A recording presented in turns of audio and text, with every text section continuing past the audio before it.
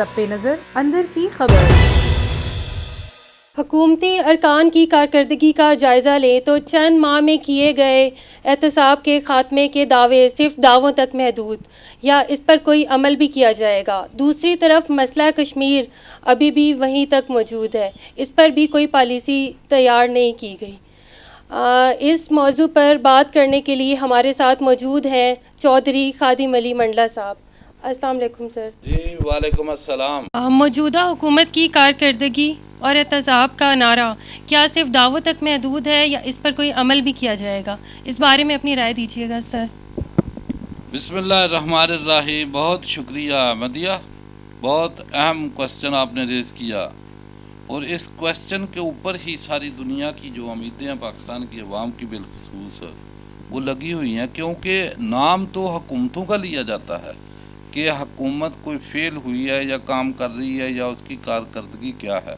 لیکن میرے قریب جو میں سمجھتا ہوں کہ حکومت سے بڑھ کے جو زیادہ رول ہے وہ 80-90% کے قریب جو رول ہے وہ اداروں کا ہوتا ہے۔ وہاں ہمارے جوڈیشری کے ادارے ہیں، ہمارے لا انفورسمنٹ کے ادارے ہیں، نیب ہے، پولیس ہے، FIA ہے، ایجوکیشن ہے، جتنے بھی ادارے ہیں، کیونکہ کام جو ہے وہ ادارے کرتے ہیں۔ اگر پولیس چوروں کو نہیں پکڑتی تو حکومت کے اوپر سوالیہ نشان تو آتا ہے، لیکن جو اداروں کی بنیاد ہے جو 73 سال میں ہم نے دیکھا ہے کہ ادارے بالکل ناکام ہو چکے ہیں۔ وہ ہمارے SCCP کا ادارہ ہو، ہمارا FBR کا نظام ہو، ہماری ٹیکس کلیکشن ہو، جب عوام سے ٹیکس کلیکشن کرنے والوں نے ٹیکس ہی کلیکٹ نہیں کرنا، جب جو SCCP کی ذمہ داری ہیں وہ اس نے نہیں نبھانی، جو نیب کی ذمہ داری ہیں اس کو ہم نے دیکھا کہ وہ صحیح طریقے سے نہیں نبھائی گئی، FIA نے اپنا رول پلے نہیں کیا، پولیس نے نہیں کیا، عدالتوں سے بڑے بڑے مجرم ایون کے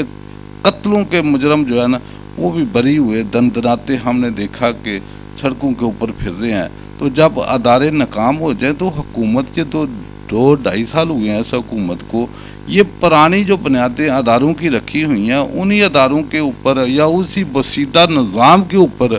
اصلاح کرنے کی کوشش تو بہت کر رہی ہے، لیکن ہم دیکھ رہے ہیں کہ حکومت کی ایفرٹ میں کسی قسم کی نہ کوئی محنت میں کمی ہے، لیکن دیکھنے میں کیا آ رہا ہے کہ پوری جو بیوروکریسی ہے وہ ہم دیکھتے ہیں کہ وہ اس نظام کو چلنے نہیں دے گی۔ نظام کو تو چلنے دے رہی ہے لیکن اس حکومت کو وہ فیلئر کی طرف لے جانا چاہ رہی ہے۔ اس کی وجہ کیا ہے کہ یہ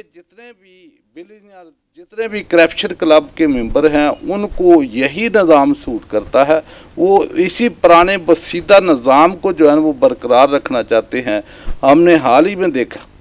کہ جتنے یہ PDM والے یہ ایک گروپ کرپشن کلب کے ممبران کا جو جمع ہوا وہ کیا چاہتے ہیں، وہ یہ چاہتے ہیں کہ یہ جو نظام بسیدہ ہے اسی کے اوپر ہم رہیں، کیونکہ اسی میں ہم نے ملینر بلینئرز اور ٹریلینر جو بنے ہیں، اور ہم اپنی جو دولتیں ہیں وہ اس کو ہم نے بچانا ہے، اور اس دولت کو یہ بسیدہ نظام ہی بچا سکتا ہے۔ اگر یہ نظام کے اوپر کھڑا رہ کر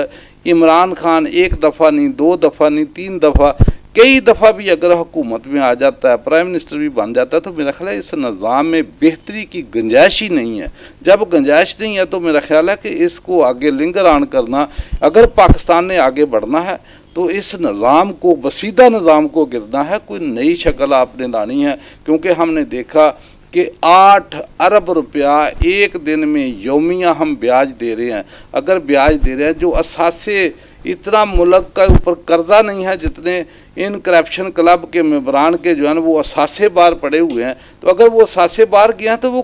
کون لوگ ان کے فیسیلیٹیٹر؟ سر میں آپ سے ایک اور یہاں پہ سوال کرنا چاہوں گی، کیا کشمیر ساز پھر پیچھے رہ گیا ہے یا یہ بھی صرف دعووں تک ہی محدود ہے؟ اس بارے میں اپنی رائے دیجیے گا۔ دیکھیں بدیہ بات یہ ہے کہ جہاں تک کشمیر کاز کی آپ بات کرتی ہیں تو میں سمجھتا ہوں کہ جب بھی کشمیر کے اوپر آواز بلند کرنے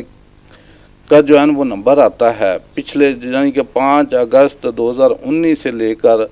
آج تک جو پہلے اسٹیٹس تھا مقبوضہ کشمیر نے جو بھارت نے وہ 370 اور 35A کا جب خاتمہ کر دیا، تو اس کے بعد جہاں پاکستان میں بڑی हाई लेवल के ऊपर जो है ना हमारे प्राइम मिनिस्टर ऑफ पाकिस्तान ने इमरान खान ने आवाज़ बुलंद की, जनरल असम्बली में आवाज़ बुलंद की, हर फोरम के ऊपर आवाज़ बुलंद करने की कोशिश की, लेकिन हमने उस वक्त भी देखा कि मौलाना फजल रहमान यहाँ एक धरना लेकर आ गए। अभी आप देखें कि मुल्क को चाहिए क्या, कश्मीर की कास कोई यकजुई की ज़रूरत थी, जो है ना वो आपको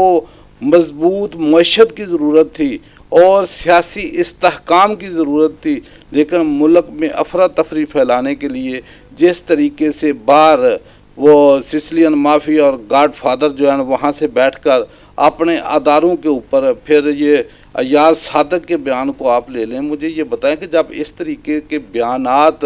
हमारे अपनी सियासी जमातों से निकलेंगे तो ये कश्मीर काज को नुकसान पहुंचा रहे हैं, क्योंकि ये जो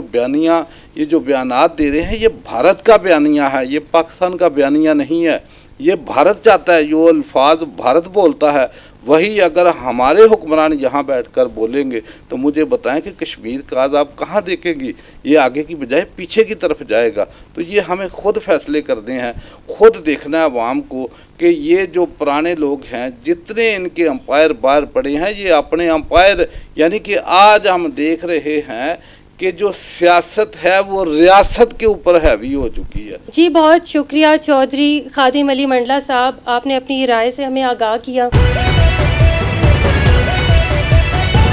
A1 TV, सब पे नजर, अंदर की खबर।